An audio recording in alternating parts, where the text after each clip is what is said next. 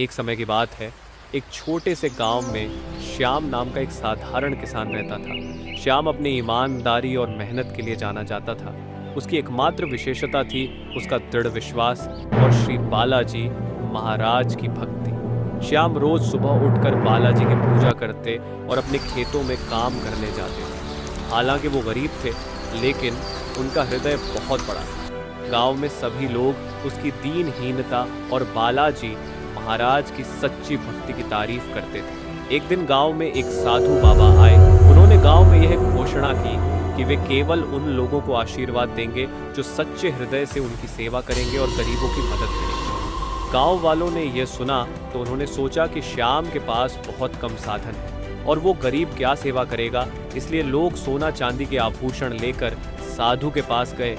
लेकिन साधु ने किसी को भी आशीर्वाद नहीं दिया और एक और श्याम की भक्ति और सेवा का कोई मुकाबला नहीं कर सकता। श्याम ने भी साधु बाबा से मिलने का निश्चय किया, लेकिन उसके पास साधु बाबा के सामने पेश करने के लिए कुछ नहीं था। उसने सोचा कि वह अपनी सबसे प्यारी चीज, अपने खेत का ताजे फलों का एक छोटा सा टोकरा ले जाए। श्याम ने मेहनत से फलों का एक सुंदर टोकरा तैयार किया और साधु बाबा के पास गया।